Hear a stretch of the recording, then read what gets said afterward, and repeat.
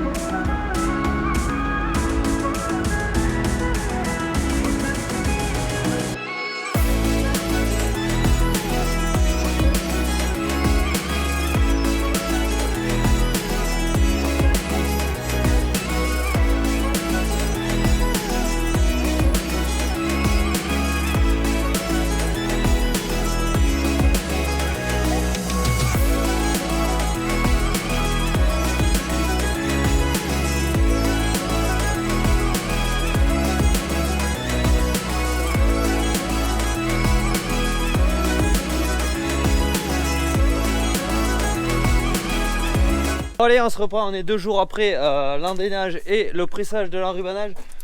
Donc depuis, on a eu pendant 2 nuits 10 et 8 mm, donc ça porte à 18 mm, donc ça a fait vraiment du bien un peu pour tout ce qui était semis de céréales, mais aussi vu qu'il fait toujours doux, toujours un petit peu de pousse d'herbe. Donc là, début d'après-midi, je vais aller récupérer les bottes d'enrubanage, on va aller charger tout ça, atteler le plateau de l'Acuma avant, et on aura fini la récolte normalement des fourrages 2022.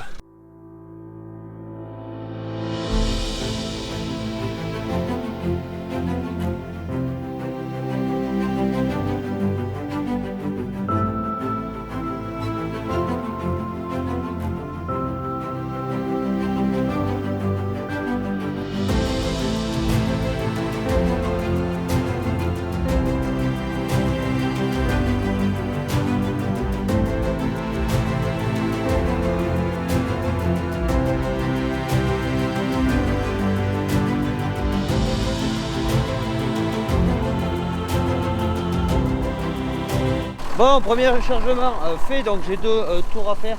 Donc des bottes d'enrubanage qui, mine de rien, pour la saison, elles pèsent un petit peu. Bon, un peu que les presses, les combi packs, ça sert davantage que ma presse à moi et tout, et que le fourrage est quand même un petit peu humide et un petit peu de poids à ramener. Donc 2 voyages à faire, on va les décharger celui-là et on viendra faire l'autre.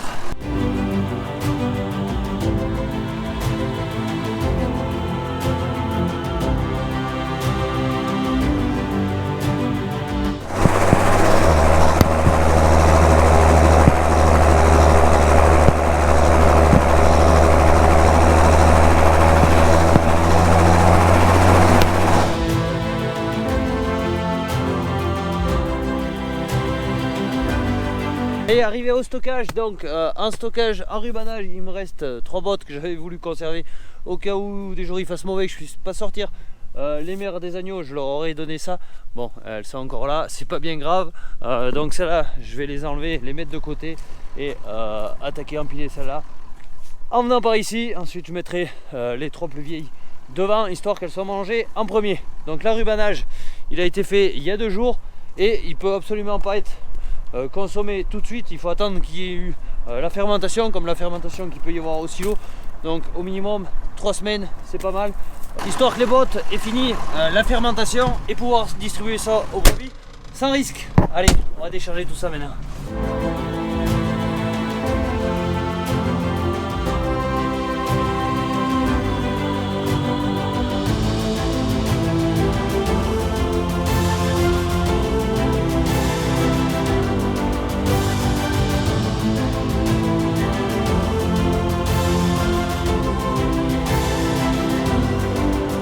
Allez, chargement terminé pour cette parcelle, je vais aller au-dessus. Donc là, je voulais vous montrer l'évolution de la prairie nouvelle. Donc elle a été fauchée maintenant depuis 6 jours. J'avais fauché un peu plus qu'une hauteur de main. Et aujourd'hui, Je sais pas si vous arrivez à le voir. Donc grâce aux températures douces et un peu à la pluie qu'on a pu avoir, et bien ça repart même très joli et plein fer, et ça repart super épais. Donc là maintenant on va la laisser comme ça. Je pense pas que les parcelles se refauchent ici, mais bon, vraiment chouette de voir l'évolution de prairies aussi rapide à cette époque, chose qui est quand même assez rare chez nous à la montagne.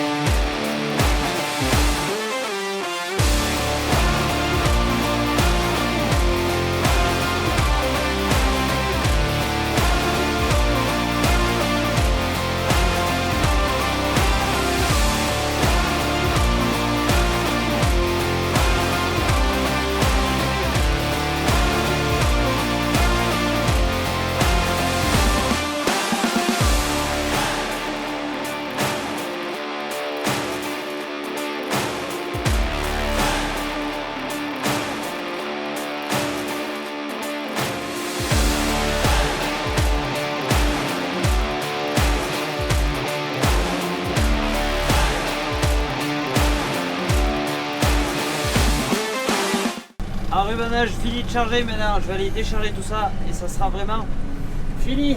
Les journées sont de plus en plus courtes. Bon, mais bientôt on a le changement horaire qui va s'appliquer encore.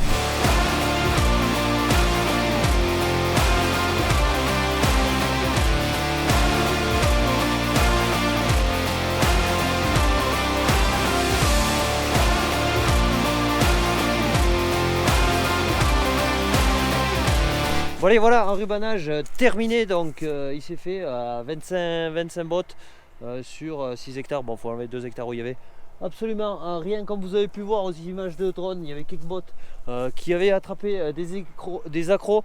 Donc est-ce que ça vient du plastique? Parce que j'ai jamais bougé des bottes aussi fragiles que cette année. Alors est-ce que le plastique, vu qu'il coûte énormément cher, ça commence à tirer sur la qualité? J'en sais rien. Quoi qu'il en soit, il y avait des petits trous ou des gros trous. Bon, ça c'est de ma faute, mais comme vous voyez, hop, des trous qu'il a fallu que je rebouche, sinon tout simplement ça va faire du moisi. Donc pas très content de l'enrubanage en lui-même. Bon, on verra ce que ça donne. Quoi qu'il en soit, il va pas se conserver forcément très longtemps parce que les bêtes vont le manger. Donc là, ça fait 15 jours que l'enrubanage a été fait. Je pense que dans une semaine, je vais commencer d'en donner juste avant d'ouvrir le tas d'ensilage d'herbe, car on a vraiment changé de temps là depuis 2 jours. 0-2 degrés en journée. Hier, on a même eu quelques petites averses de neige. Bon, ça n'a pas tenu au sol ici, mais plus en altitude, ça commence à être blanc. Donc ce coup-ci, on rentre vraiment dans l'automne, voire l'hiver. Donc avec tout ce que ça comporte, rentrer en bâtiment. Donc il y a encore beaucoup de boulot à faire, tout ce qui est curage de bâtiment. Faudra aussi rentrer les bêtes, donc tout ça vous le verrez dans les prochains épisodes. Bien évidemment, cette semaine il s'est descendu les bêtes que j'avais à 10 km de là. Vous verrez ça dans les prochaines vidéos, avec ou sans problème. Vous allez pouvoir voir tout ça. Donc cette vidéo que vous venez de voir, vous deviez la voir normalement milieu de semaine, puis j'ai vu que j'aurais pas le temps de vous monter une milieu de semaine et une pour dimanche, donc elle est un peu plus courte que d'habitude. Il y a beaucoup de vidéos de rush d'enregistrer, beaucoup de vidéos de montage, et donc ça vous promet, quand je trouverai 5 minutes maintenant qu'on a changé d'heure, pour vous les monter, de nombreuses vidéos un petit peu rapprochées. Mais ça, vous verrez tout ça en temps et en heure. Donc voilà, si les vidéos te plaisent, si tu n'es pas abonné, si tu souhaites en savoir un peu mieux sur le fonctionnement de la ferme, n'hésite pas à t'abonner. Moi je te donne rendez-vous à très vite pour une nouvelle vidéo. Ciao, bye bye.